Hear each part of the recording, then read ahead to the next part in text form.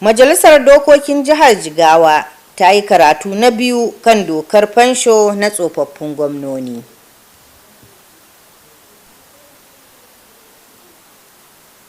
Wani likitan mata da ke asibitin jami'ar gwamnatin tarayya ta Dutse ya shawarci mata masu juna kan su guji shan magungunan da ba likita ya rubuta ba.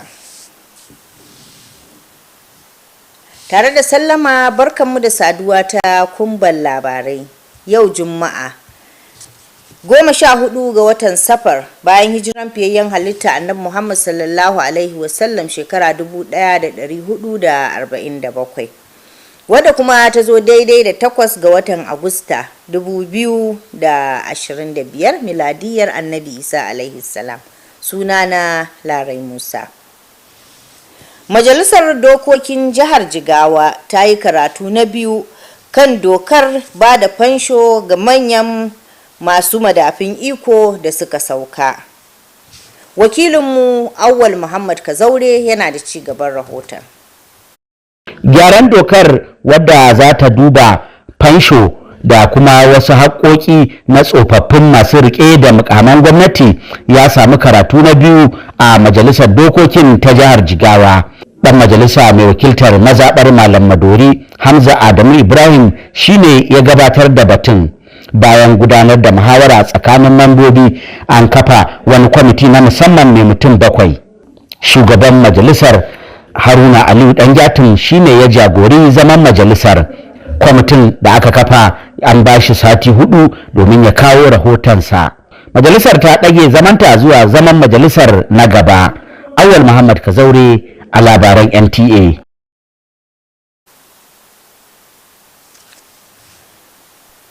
An gargaɗi mata masu juna biyu kan su guji shan shaye-shayen magunguna wanda ba likita ya rubuta musu ba.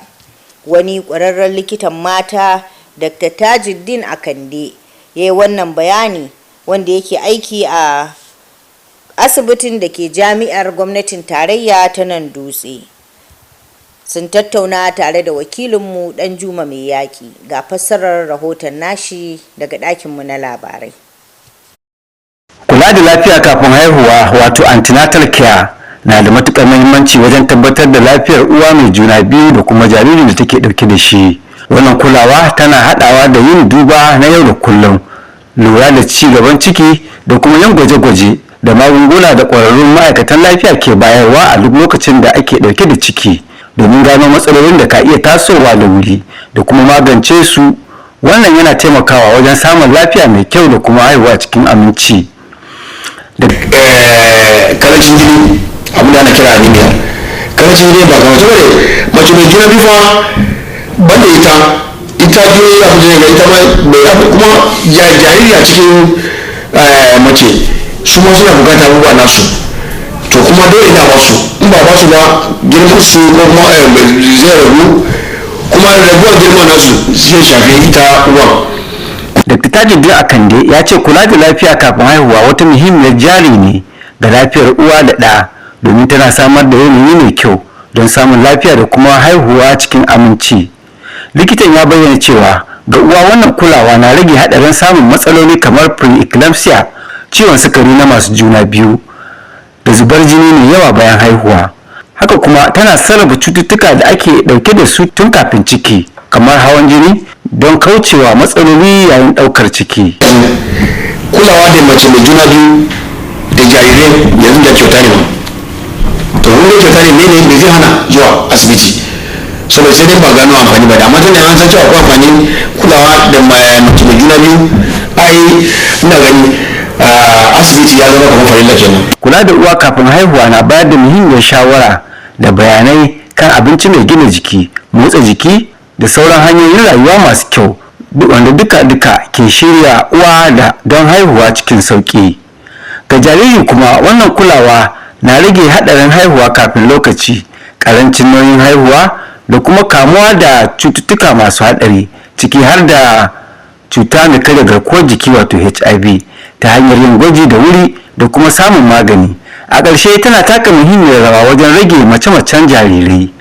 Dr. Akande ya jaddada cewa al'umma na da rawar takawa wajen tabbatar da cewa mata masu juna biyu suna samun damar yin amfani da ingantattun ayyukan kula da lafiya kafin haihuwa a kusa da inda suke zaune.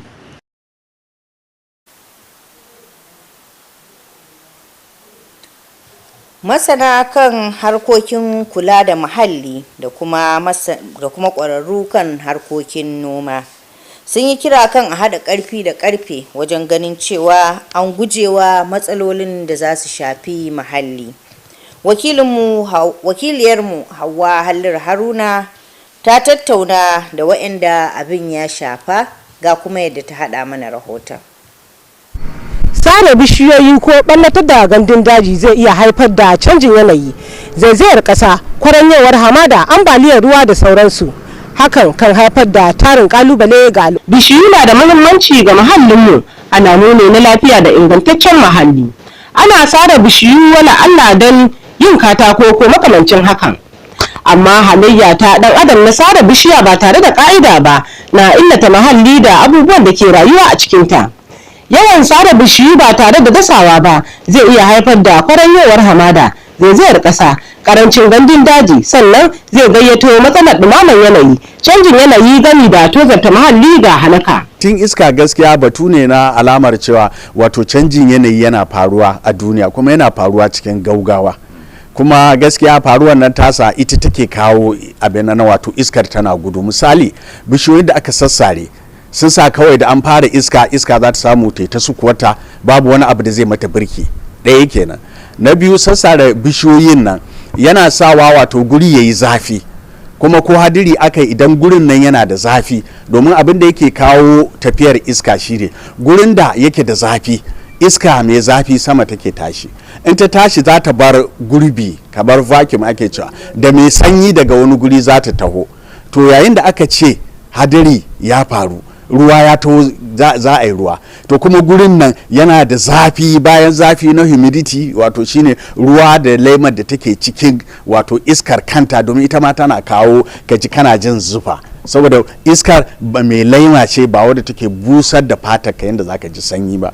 To idan wannan zafin yayi yawa, shi ma yana sawa iskar ta gudu. To kaga abu biyu, gashi zafi ya karu a gurin nan, ya sa iska mai zafi ta yi sama, mai sanyi da ta taho da gudu don ta cike gurbinta kafin a fara yin ruwan, da kuma in ma ana yin ruwan misali. Sannan kuma gashi an sassare bishiyoyi, babu bishiyoyin da za su yi wa iskar birki. Masana ilimin muhalli sun kalli bishiyu a matsayin wani soso da ke tsotsa ruwan sama, karfafa dandamalin ƙasa, inda rashin gandun daji da dazuzzuka, zubar ruwan sama zai gangara ƙoramu, zai ƙara yawan koguna, hakan kuma zai jefa ƙauyuka da gonaki ga matsalar ambaliyar ruwa. Ita bishiya itatuwa yadda suke, banda ma wato iska da suke bamu da kuma inuwa, sannan ga kuma abin wuta, wato suna ragewa ƙarfin iska ko guguwa idan ta taho. To shi wannan dajin gwamna ko kuma plantation kamar yadda muke cewa, kusan ana abin nan ana raba su ne kamar guda abin nan kaso uku. Akwai wanda dama can an yi shi ne domin itacen girki, akwai wanda yake ana yin su ne domin su zama samar da kandagarkin kwararowa hamada, sannan akwai kuma wanda yake wato yana ragewa karfin guguwa ne ko iska idan ta taho. Shi sa an tashi dasa itatuwan ma ana dasa su ne ba wai a lokaci guda ba, saboda haka in an shiga ciki za a ga cewa wasu sun fi wasu tsawo, domin duk yadda guguwa ko iskar ta taho za su rage karfin, kuma rage karfin guguwar nan ko iskar nan ana yi ne domin a samar da kariya ga su kayayyakin amfanin gona da aka shuka, kamar misali gero, dawa ko su riɗi a yanzu ko su zoɓo, sannan kuma su kare gine-ginenmu wajen iska in ta zo ko guguwa a ce ta ɗaye rufi na ko gidajenmu ko makarantu ko asibitoci ko kasuwanni. Daga masarautar Dutse, wakilin da shi Ahmad Inusa Baffa ya nuna rashin jin daɗinsa ga halin ko in kula da al'umma suke yi ga shuka bishiyu. Masana sun yi kira ga masu ruwa da tsaki a bangaren noma da muhalli da a tashi tsaye a hada karfi da karfe don kiyaye matsalolin muhalli, sannan su ma mahukunta su kasance cikin faɗakar da al'umma illar sare bishiyu ba tare da ka'ida ba, gami da waiwayar dokan nan ta gandun daji. Duba ga kalubale da sare bishiyu ba tare da ka'ida ba ke haifarwa, akwai buƙatar mutane su dinga shuka bishiyu a gidajensu ba fure ba, wala Allah na kayan marmari, don hakan za a iya samun alheri a cikinsa, wala na samun kuɗin kashewa ko kuma karko ga ƙasa, sannan kuma uwa uba kare muhallinmu daga farmaki daga iska mai ƙarfi ko kuma guguwa. Hauwa Halliru Haruna, kumban labarai. A gaida Hauwa Halliru Haruna da wannan rahoto na musamman. A nan kuma muka kawo ƙarshen labaran namu, mu kwana lafiya, Allah ya ba mu alherinsa.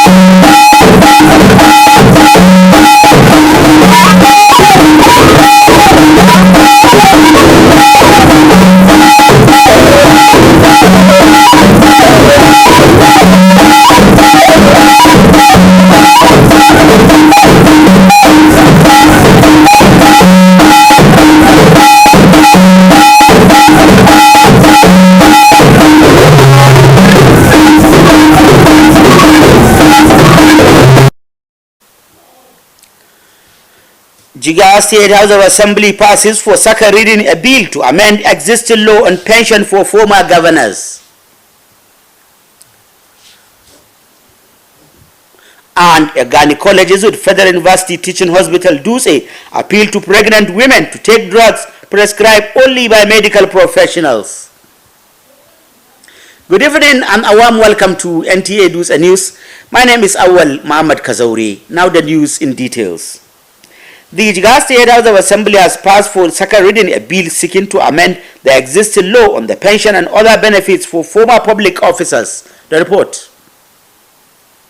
The bill to amend former public officers' pension and other benefit was read on the floor of the House for the second time. The motion was moved by the member representing Malamadori constituency, Hamza Adamu Ibrahim. After deliberation by members, a special committee with 7 members was constituted. The House was presided over by the Speaker of the House, Haruna Aliyu Danjatin. The committee has 4 weeks to submit its report. The House has adjourned to reconvene the next legislative day. In Dutse, Awal Muhammad Kazauri, NTA News. Every pregnant woman should not take any drug or medication that is not prescribed by a certified medical personnel. That was the plea by a gynecologist, Dr. Tajuddin Akande, with the Federal University Dutse Teaching Hospital in an interview with correspondent Danjuma Mayaki. The medical practitioner advocates that all pregnant women should attend antenatal care in health centers around their neighborhood for their own safety and the safety of the unborn child. The report. Antenatal care is crucial for ensuring the health and well-being of both the pregnant mother and a developing baby. It involves regular checkups, monitoring and interventions provided by healthcare professionals throughout pregnancy to detect and address potential complications early enough, promoting a healthy pregnancy and safe delivery. Dr. Tajuddin Akande said antenatal care is a vital investment in the health and well-being of both mother and child, setting the stage for a healthy pregnancy and safe delivery. When you say breastfeeding will occur after the delivery of the baby. But what happens before the delivery of the baby? You know, the baby, we are expecting every baby, we are expecting a healthy mother and a healthy baby. Now, how can we ensure healthy mother and healthy baby? Now, have to go to antenatal period, and that's why we now discuss antenatal care. Antenatal care is one of the most critical care that any system can give to the society. Why are we saying society? Because a society that refuses to reproduce itself is bound to die. The medical professional said for the mother, antenatal care reduces the risk of pregnancy complications like pre-eclampsia, gestational diabetes, and hemorrhage. It manages pre-existing conditions like hypertension from causing complications during pregnancy, as it provides valuable information and guidance on nutrition, exercise, and other healthy lifestyle. All this eventually prepares the mother for labor and delivery. For the baby, antenatal care reduces the risk of preterm birth, low birth weight, and dangerous infections, including HIV, through early testing and treatment. Ultimately, it plays a major role in lowering infant mortality rates. Dr. Kane emphasized the communities also share a responsibility in ensuring pregnant women have access to quality antenatal services close to home. I am Danjuma Meyaki, NTA News. Environmentalists and agriculture experts have called on the need for everyone to come together to address environmental challenges bedeviling communities. Hawa Haluru Haruna has special report on the adverse effect of deforestation and desertification. The report. The loss of trees and other vegetation can cause climate change, deforestation, soil erosion, fewer crops, flooding among others, which generates a host of problems for indigenous people. Trees are important to the environment. They are symbols of health, vitality and serene environment. Felling of trees is to produce wood and other applications. But other human activities that kill trees potentially lead to negative impact on the ecosystem and the environment. Consequently, rampant cutting down of trees without replacement can lead to deforestation. Transformation of area with little vegetation as well may encourage global warming, changing temperature and expose habitat to destruction. When you deforest the environment, that is, you cut down, you fell down trees without replacing them, you allow the wind to race much faster. And also, when you create a situation whereby there is too much heat in the environment, there is no vegetative cover, and that could also make very well heated places to have low pressure. And after sometimes when precipitation is about to happen, that is the formation of rain and what have you. And when the rain starts, because of the high temperature, the air will rush into the area of low pressure where there is heat and the heat is rising up. So the cooler air will rush much faster to replace the hot air that has gone up within that environment, which means increasing the speed of the wind itself. Environmentalists consider trees as a sort of sponge soaking up rainfall and anchoring soils. But then, when forest cover is lost, rain flows into streams, increasing river level and endangering villages and agricultural fields to flooding. Had it been we have trees around our residential areas, it will definitely break the speed of the wind. You see, wherever you see plantation, either on the roadside or wherever, they are normally in one of the three categories. That is, it is either a wood lot, whereby you will fetch your firewood, or windbreak. This windbreak provide, reduce the speed of the wind, so as not to destroy crops and buildings. And then you also have the shelter bed, which check the desert encroachment. From Dutse Emirate Council, wakilin da shi Ahmad Musa Bappa expressed worry over lack of keen interest on tree planting. Experts call for hands to be on deck by stakeholders on the environmental and agricultural sectors, while law enforcement agencies to embark on massive sensitization on the effects of deforestation. This will also include revisiting the master plan on plantation policy to address windstorm issues and ensure forests are preserved.